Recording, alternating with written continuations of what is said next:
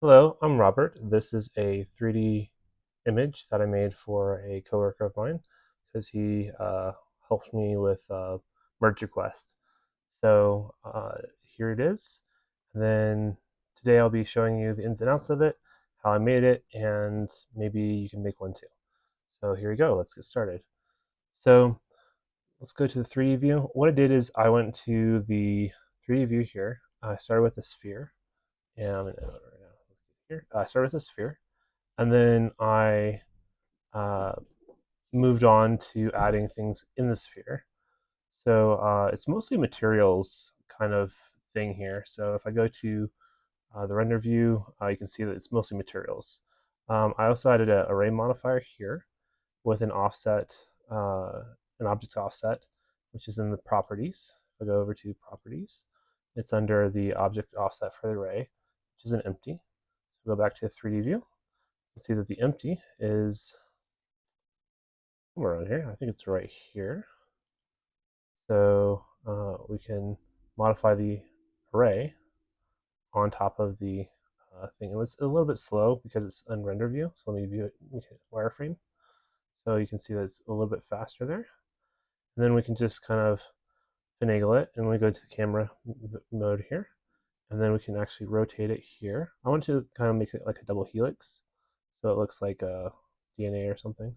But it can be really anything. There's also some other shapes that you can get with the array. It's pretty cool. Like one of them is a kind of a spinny thing here, and it's like that. But that wasn't really the objective I had, so I'm just gonna leave that for now. Anyway, yeah, array and the properties. Let me show you the properties if you want to duplicate those. We go to the array modifier. So this is the fixed count 205 and factor of 1, and then an object offset of empty. So that really helps with the stuff. So that's that. Okay, get that back to where it was. So here we go. There we go. That's roughly where it was. And then this one, really interesting. This one is materials. So the materials are like the bread and butter of this, and also depth of field. So let me just go over the depth of field first. So I go to the camera, select the camera, go to properties, and the camera, that's a little green thing here. Make sure you can see that. Yeah. So the green thing is the camera, and then I have a focus object to be sphere 07, which is one of the spheres in there. And then I have the f-stop here, and then ratio here. So it's really just having a depth of field here. So I just turn this on and off. So I'm rendering with cycles, which is over here. Render engines and cycles, and it gives a bit better of a result. It looks less like a game engine, looks more like a realistic render. So I really do like that but better. You also have denoise on, so that it denoises the viewport and the render, which makes it look all artsy when it renders. So if I go back to the 3D view, you can see that it is indeed rendering, but it's kind of loosely rendering, and then it renders in detail after that. So that is denoising. I like it a lot. That's a good preview. And just so we're at it, I'm going to hit Control S for saving, just making sure that it saves progress and go from there.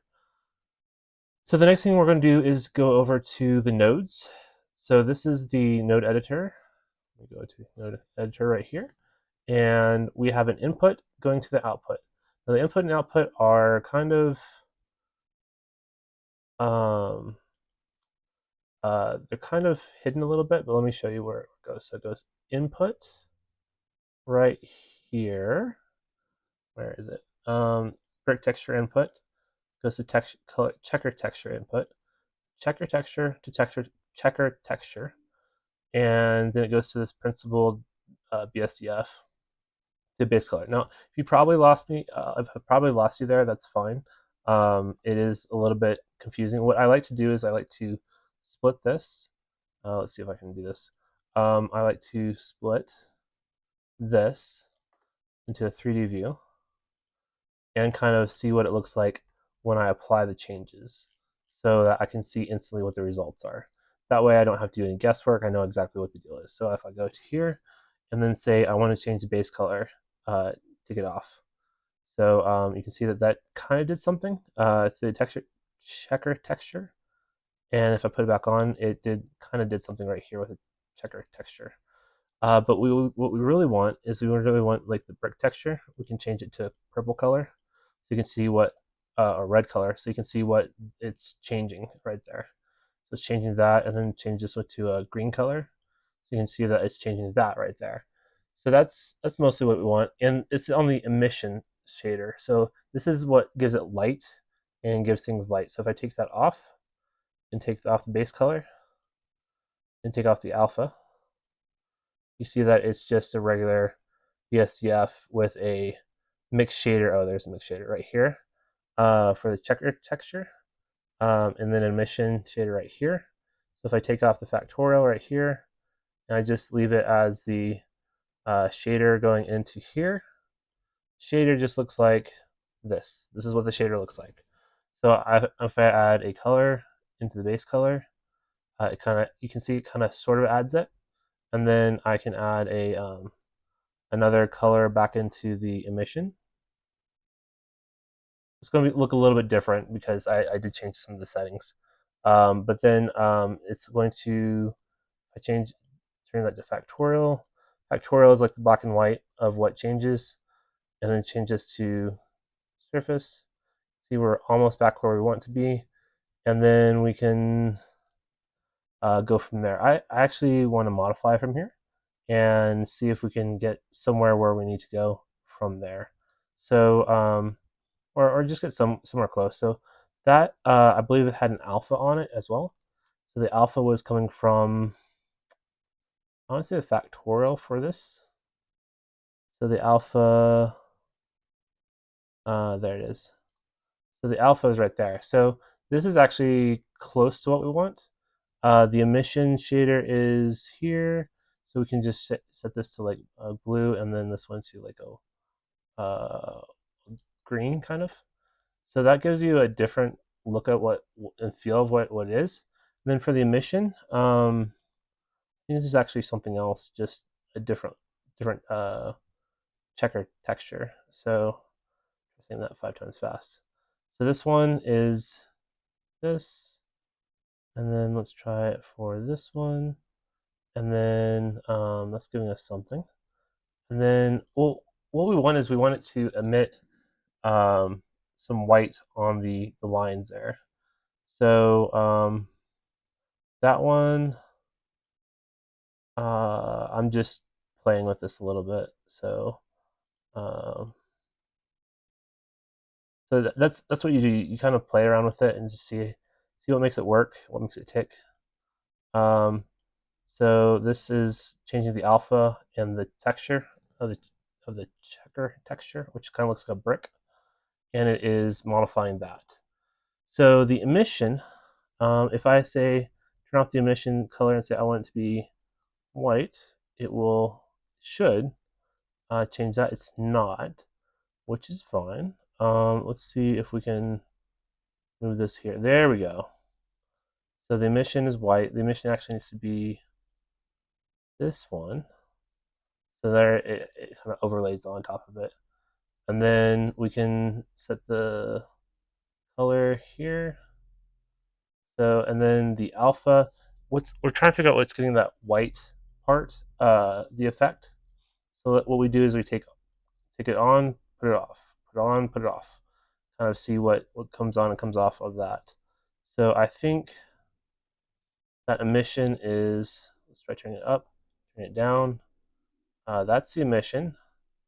Kind of like that. I do like that emission texture. I think the emission strength needs to be turned down for this one. Oh, there we go.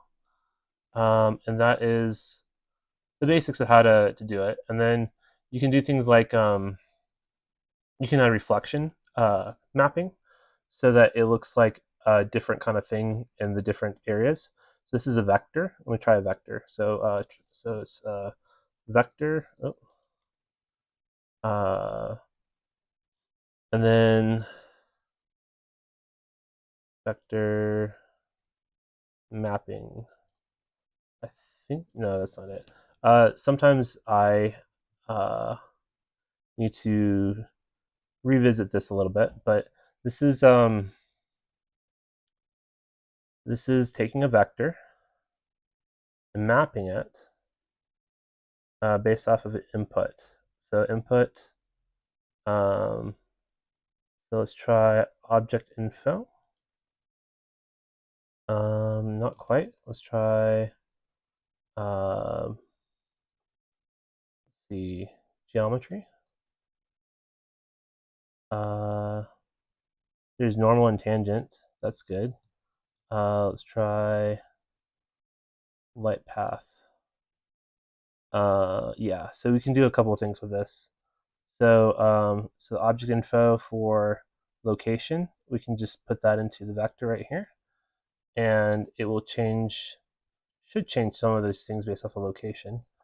Then for tangent, tangent is also a good one. That one changes it based off of tangent and makes it kind of look like a watermelon, sort of. So that's a good one too. And then we have parametric. That also changes it. I'm looking for reflection normal. So I'm going to go ahead and go to the properties. So this is where I've seen it before. So I'm just going back and seeing if I can find it again. So this is the mixed shader checker emission principle. And then we want to grab the, we're at the principle, and then checker texture here, checker texture there, vector, here we go. So this vector, I want to be reflection. What's cool about this is, well, it should eventually get the reflection going so that if you move it around, it looks like it's reflecting. It didn't quite do what I wanted to do, but it got somewhere close. Always need to select an object. So select that object here. Yeah, not, oh, there we go. If you can see it, it's kind of going off of the reflection coordinates, and it's kind of doing that. So that's one way to do it. There's also, let's see, there is displacement as well. Displacement's a cool one to modify. So, and there's also clear coat. Clear coat, we can do reflection, and then set it to this one. Let's see, and then see what it gives. Not too bad. And then I think we might be able to see it here, maybe not. It takes a while to render all these, so tangent, and then we can do like incoming. There's a whole bunch of stuff, and then this displacement on. We can do a tangent, see if it actually does it. This one is cool because it kind of lifts it up a little bit and makes it so it's like a little bit lifted. Gives it a bit of texture to it. Anyway, you get the idea. You can play around with it if you want to. The really cool thing that textures do is they make it like very detailed. So if we render it, it will be more detailed than if we just left it as a plain texture. So this is the, let's just give an example of a plain texture. So if I do a new texture here, say here, and then make it 001, and then surface is principles, PSPF. This is just a plain texture. There's nothing on it. It's not really of interest. It kind of is interesting on its own, but it doesn't have much to it. And then it still has the displacement on it. So, so yeah, this doesn't have any like real data onto it. But if you put something onto it like a brick texture for the base color, it adds dimension. So it's like, oh, well, that's cool. That's really cool. And then you can add other things like uh, color, of course. And then you can go into the color and say, I want the color to be a magic texture. So you can make that magic texture and then change that. And that adds more depth, more like interest to the eye of what that is. So that's that. Let me go ahead and change it back to the default of what it was. And then let's go into the texture for the background. So the background actually is a Voronoi or Voronoi texture. It's 4D and it has distance and stuff over here. I just made it super small so that it could be there. And then I had a blurred out background. It's blurred out, so you can basically see that in the render. Let me go do that over there. So the render is here. Oop. And as you can see, it's blurred out. You can't really see much of the detail, but you kind of know that it's there. That's what I wanted. So I got that, and then let's go ahead and finally move to the rendering process. So the rendering process is I believe it's CPU and GPU. So let me go to properties. This is GPU compute, and it has all this details for it. I usually just leave it the way it is. You can modify as you want. Make sure you have cycles selected. Eevee will do an okay job, but when it comes to alphas, it chokes a little bit. So 3D view here. Um, this looks decent. If we render it out here, we can render out another one here. So let's see if it renders. It will probably take a little bit to render. Oh, there we go. So this is our new render. It looks a little bit more basic than the other one. A little bit less defined shapes and uh, edges, but that's okay. If we want to add more edges, we can. If we want to do anything else, we can. It's just a part of enjoying the process. So yes, so if you like this video, please feel free to subscribe and have a good day.